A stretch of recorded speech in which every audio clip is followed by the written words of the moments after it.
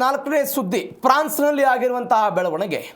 ಒಂದು ಕಡೆ ಕಳೆದ ವಾರ ನಾವು ಜಮ್ಮು ಕಾಶ್ಮೀರ ಕೇರಳಂನಲ್ಲಿ ವ್ಯಾಪಕವಾದಂತಹ ನೀರಿನ ರಭಸಕ್ಕೆ ವ್ಯಕ್ತಿಗಳು ಮೃತಪಟ್ಟು ಹೋಗಿದ್ದನ್ನು ನೋಡಿದ್ವಿ. ಕೆಲವೊಂದಿಷ್ಟು ಬೆಳವಣಿಗೆಗಳು ನಮ್ಮದೇ ರಾಜ್ಯದಲ್ಲಿ ಆಗಿದ್ದನ್ನು ನೋಡಿದ್ವಿ. ವಿಪರೀತವಾಗಿ ಮಳೆ ಆಗ್ತಾ ಇದೆ, ಪ್ರವಾಹದ ಪರಿಸ್ಥಿತಿ ಎಲ್ಲ ಬರ್ತಾ ಇದೆ, ಜಲಾಶಯಗಳೆಲ್ಲ ತುಂಬ್ತಾ ಇದೆ, ಜೀವ ಕಳೆ ಬರ್ತಾ ಇದೆ ಅಂತೆಲ್ಲ ನಾವು ನೋಡಿದ್ವಿ. ಕೇರಳಂನಲ್ಲಿ ಆದಂತಹ ಆಘಾತದ ಬಗ್ಗೆಯೂ ಕೂಡ ನಾವು ಕನಿಕರ ಪಟ್ಟಿದ್ದನ್ನೆಲ್ಲ ನೋಡಿದ್ವಿ. ಯಾಕಂದರೆ ಅಂಥದ್ದೇ ಪರಿಸ್ಥಿತಿ ಕೇರಳಂನಲ್ಲೂ ಕೂಡ ಆಗಿತ್ತು. ಆದರೆ ಇದಕ್ಕೆ ತದ್ವಿರುದ್ಧವಾಗಿ ಇವತ್ತಿನ ಪರಿಸ್ಥಿತಿಗಳು ಬೇರೆಯದ್ದೇ ರೀತಿಯಲ್ಲಿ ಹೋಗ್ತಾ ಇದೆ. ಒಂದು ಕಡೆ ಪೆಸಿಫಿಕ್ ಮಹಾಸಾಗರದಲ್ಲಿ ಉಂಟಾಗ್ತಾ ಇರುವಂತಹ ಸೂಪರ್ ಎಲ್ ನೀನೋ ಪರಿಣಾಮವಾಗಿ ತಾಪಮಾನ ದಿನದಿಂದ ದಿನಕ್ಕೆ ಜಾಸ್ತಿ ಆಗ್ತಾ ಇರೋದು ಒಂದು. ಎರಡನೇದ್ದು, ಅದಕ್ಕೆ ತಕ್ಕನ ಹಾಗೆ ಮಳೆಯನ್ನು ತಡೆಯದೆ ಹಿಡಿದು ಅದಾದ ನಂತರ ಅದರ ವಿರುದ್ಧವಾಗಿ ಮಳೆ ಬರದೇ ಇರುವಂತಹ ಪ್ರಕ್ರಿಯೆಯೂ ಕೂಡ ಆಗ್ತಾ ಇದೆ. ಇವೆಲ್ಲದರ ನಡುವೆ ಫ್ರಾನ್ಸ್ನಲ್ಲಿ ಒಂದು ವೈಮಾನಿಕ ವಿದ್ಯಮಾನವೂ ಕೂಡ ನಡೆದುಬಿಟ್ಟಿದೆ.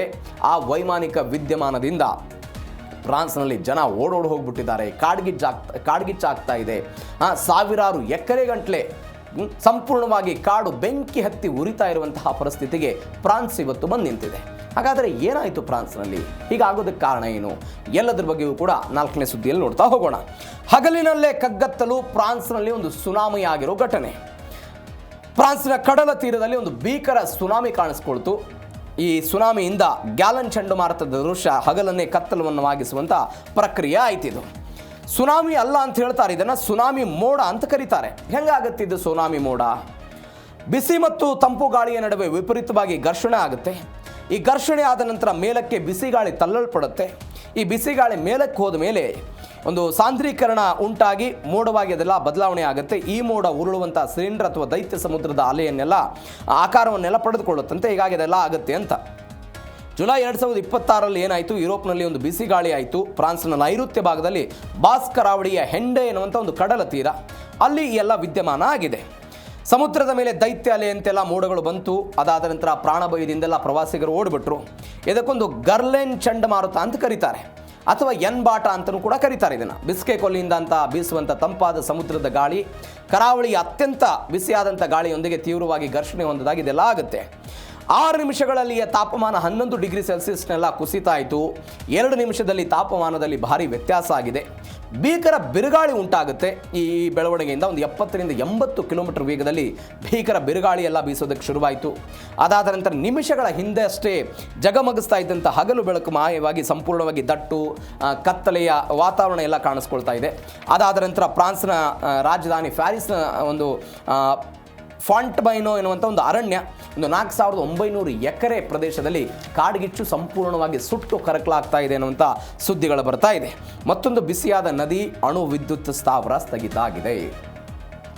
ಅಣು ವಿದ್ಯುತ್ ಸ್ಥಾವರ ಸ್ಥಗಿತ ಆಗಿರೋದು ಗ್ಯಾಲನ್ ಚಂಡಮಾರುತ ಕಾರಣ ಅಂತ ಹೇಳ್ತಿದ್ದಾರೆ. ಇದಕ್ಕೆ ನಾನು ಅವಾಗಲೇ ಹೇಳಿದೆ, ಬಿಸಿ ಅಂದರೆ ನದಿಗಳ ನೀರೆಲ್ಲ ಬಿಸಿಯಾಗಿದೆ, ಪರಮಾಣು ವಿದ್ಯುತ್ ಸ್ಥಾವರಗಳೆಲ್ಲ ಸಂಪೂರ್ಣವಾಗಿ ಸ್ಥಗಿತ ಆಗಿರೋದನ್ನು ನೋಡ್ತಾ ಇದ್ದೀವಿ. ಸುನಾಮಿ ಮೋಡಗಳ ಕಾರಣಕ್ಕೆ ಈ ಗ್ಯಾಲನ್ ಚಂಡಮಾರುತ ಅಂತ.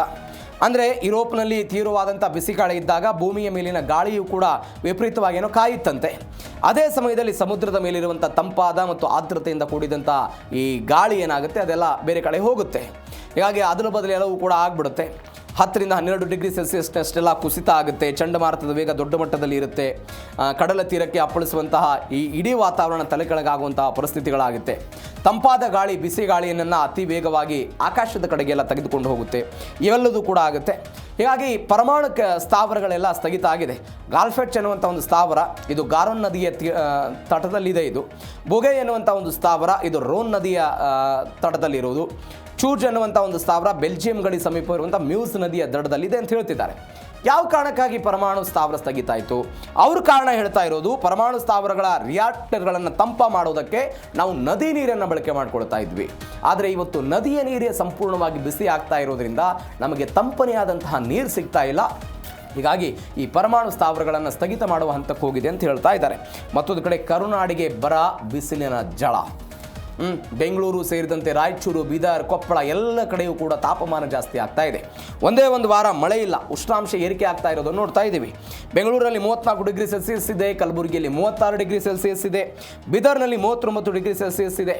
ರಾಜ್ಯದಲ್ಲಿ ಮಳೆಯ ಪ್ರಮಾಣ 30% ಕೊರತೆಯಾಗಿದ್ದನ್ನು ನೋಡ್ತಾ ಇದ್ದೀವಿ. ಬೆಂಗಳೂರು, ಕೋಲಾರ, ರಾಮನಗರ, ಚಿಕ್ಕಬಳ್ಳಾಪುರ ಜಿಲ್ಲೆಗಳಲ್ಲಿ 50% ಮಳೆ ಕೊರತೆಯಾಗಿದೆ. ಕೊಡಗು, ಚಿಕ್ಕಮಗಳೂರು, ಶಿವಮೊಗ್ಗದಂಥ ಜಿಲ್ಲೆಗಳಲ್ಲಿ ವಿಪರೀತವಾಗಿ ಮಳೆ ಕೊರತೆ ಆಗ್ತಾ ಇರೋದನ್ನು ನೋಡ್ತಾ ಇದ್ದೀವಿ. ಇದಕ್ಕೆ ಕಾರಣ ಒನ್ಸ್ ಅಗೇನ್ ಅದೇ ಎಲ್ಲಿನೋ, ಅದಾದ ನಂತರ ಮಾನ್ಸೂನ್ ಬರದೇ ಇರೋದು, ಮಾನ್ಸೂನ್ ಸರಿಯಾದ ಸಮಯಕ್ಕೆ ಮಳೆ ಬರದೇ ಇರೋದು, ನಗರೀಕರಣ ಹೆಚ್ಚಾಗ್ತಾ ಇರೋದು, ಮಾಲಿನ್ಯ ವಾಹನ ಇತ್ಯಾದಿ ಎಲ್ಲ ಹೆಚ್ಚಳ ಆಗ್ತಾ ಇದೆ. ಇದರ ಭಾಗವಾಗಿ ಕರ್ನಾಡು ಕೂಡ ಬರ ಪರಿಸ್ಥಿತಿಯನ್ನು ಎದುರಿಸುವ ಹಂತಕ್ಕೆ ಹೋಗ್ತಾ ಇದೆ. ಮತ್ತೊಂದು ಬೆಳವಣಿಗೆ ಏನು ಅಂತ ಹೇಳಿದರೆ, ರಾಜ್ಯದಲ್ಲಿ 4 ದಿನ ಬಿಸಿ ಗಾಳಿ ಅಲರ್ಟ್. ಹೇಗೆ ಗುರುವಾರದಿಂದ ಭಾನುವಾರ ತನಕ ಬಿಸಿ ಗಾಳಿ ಎಲ್ಲ ಕಾಣಿಸ್ಕೊಳ್ಳುವಂಥ ಸಾಧ್ಯತೆ ಇದೆ ಅಂತ ಹವಾಮಾನ ಇಲಾಖೆ ಹೇಳಿದೆ. ನೈಋತ್ಯ ಮುಂಗಾರು ದುರ್ಬಲವಾದಂತಹ ಪರಿಣಾಮದಿಂದ ಭೂಮಿ ಮತ್ತಷ್ಟು ಎಲ್ಲ ಬಿಸಿಯಾಗುತ್ತೆ ಅಂತ ಹೇಳ್ತಿದ್ದಾರೆ. 4 ದಿನಗಳ ಅವಧಿಯಲ್ಲಿ ಒಂದು ಗರಿಷ್ಠ ಉಷ್ಣಾಂಶ 3 ರಿಂದ 5 ಡಿಗ್ರಿ ಸೆಲ್ಸಿಯಸ್ ಎಲ್ಲ ಹೆಚ್ಚಳ ಆಗ್ಬೋದು ಅಂತ. ಉತ್ತರ ಕನ್ನಡ, ಉಡುಪಿ, ದಕ್ಷಿಣ ಕನ್ನಡಕ್ಕೆ ಯೆಲ್ಲೋ ಅಲರ್ಟ್ ಕೊಟ್ಟಿದ್ದಾರೆ. ಬೆಂಗಳೂರಿನ ಕೆಲವು ಪ್ರದೇಶಗಳಲ್ಲಿ ಗಂಟೆಗೆ 30 ರಿಂದ 40 ಕಿಲೋಮೀಟರ್ ವೇಗದಲ್ಲಿ ಗಾಳಿ ಬೀಸಬಹುದು ಅಂತ ಹವಾಮಾನ ಇಲಾಖೆ ಇದೀಗ ಅಂದಾಜು ಮಾಡಿಕೊಂಡಿರೋದು. ಇದು ಕರ್ನಾಟಕದಲ್ಲಿ ಆಗ್ತಾ ಇರುವಂತಹ ಬೆಳವಣಿಗೆ ಮಳೆಯ ವಿಚಾರಕ್ಕೆ ಸಂಬಂಧಪಟ್ಟಂತೆ.